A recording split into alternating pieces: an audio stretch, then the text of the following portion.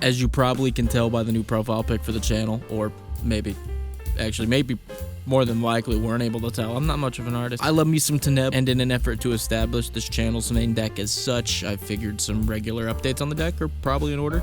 It's only been like about a month since I uploaded the official Teneb deck tech, but a lot has changed already, so I figured let's just go ahead and dip that old tootser in the old cold water, see if it's warmed up a bit, and take a look at some of the cards I've taken out, some of the cards I've put in, maybe discuss a little bit.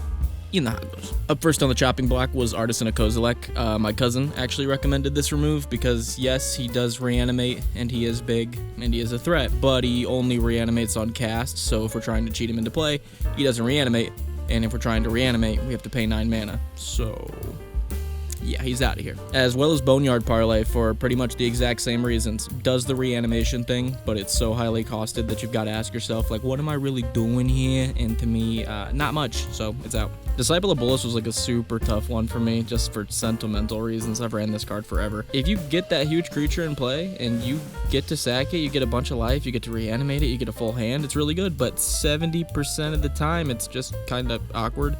And it's a 4-drop, it's just outside of Sun Titan range, which is kind of weird in this deck. So unfortunately, Disciple got the axe. On the topic of difficult removes, 8.5 Tails was cut due to the 2 white mana required early game, as well as the white mana required to use its ability. Almost every game I got him out, I was forced to either play turn 1 plains, turn 2 plains, or dual land that produced a plains, and then it just became like super awkward in hand every time. It was really good to make Teneb unblockable, but not that good. Phyrexian Arena is a card that honestly has just fallen victim to power creep, and I can't like ignore it anymore. Its speed, it's just not fast enough, and it's not efficient enough in terms of card draw, especially when we have access to black and green, so it's out of here. Shadowgrange Arcfiend is just weird. I honestly don't even remember putting this in the original deck. It's gone. I don't like it. Bye. Soul of the Harvest is another one where like I look at it in a bubble and I'm like, I really like it. But then, you know, for 6 mana, drawing a card when non-tokens you control enter, again, in a bubble, the ability is fine, but on a 6-drop, aye. And then turn 7, drawing like 1 or 2 cards off it. But with that unfortunate cut, we get to move into the exciting part of the cards I added to the list. So let's see what the version 2 is looking like here. And we're starting off with one that's like super weird. I'm not even gonna lie. Growing Rights of Iklamok is just weird in this list. I acknowledge that. It may not stay in the list for long, but 3 mana, it's only 1 green. Getting to rip the best creature off the top 5 is pretty much always going to be useful, as well as flipping into a Gaia's Cradle when we have so many big bombs we're trying to cheat out with mana ramp. That seems like it'd be useful. Again, I'm not sure about this one. This is the one that I'm on the edge about. The cards we don't pick don't go to grave. They go to bottom, so in Reanimator, not great. I don't know, we'll see in the next update where this one is. Miri was a card that was originally in the rough draft for this deck, then was taken out because it was awkward to swing with, but it's put back in now. The reasoning behind taking it out in the first place was in order to get Miri to work, you need to attack with her, and if you attack with her, she might die, and I really like her, and I don't want her to die. My brain, dude. So for the exact same reason, I'm running it again. She's super strong and allows our big bodies with reanimation to get through and our Teneb to get through. On top of that, when Miri swings, they can only block with one thing, so they're going to choose to put that one thing in front of Miri. I'm almost kind of okay with it. And with all of our reanimation in Sun Titan, we can just get back Miri. Yeah, she's back. Machias the Unhallowed is a house. Now, the 3 black mana, it's rough, I'm not gonna lie, especially in a 3-color deck. But when the 3-color deck is Reanimator and 42% black, you know, I can't not run this. All of our threats we reanimate come back again if they die. A ton of our threats have ETBs.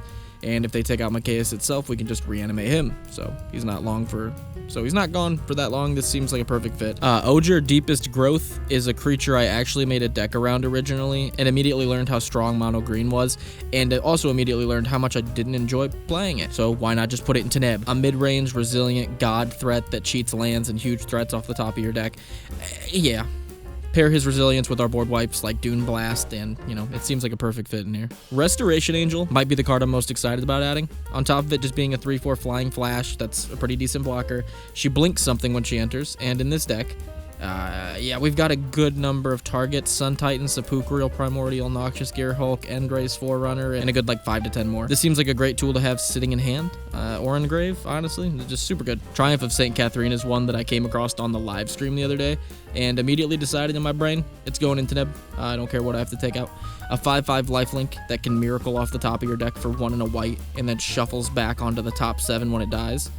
Yeah, I really like this thing. After I added it, I thought, you know, does the shuffling back on top kind of counter the reanimation strategy?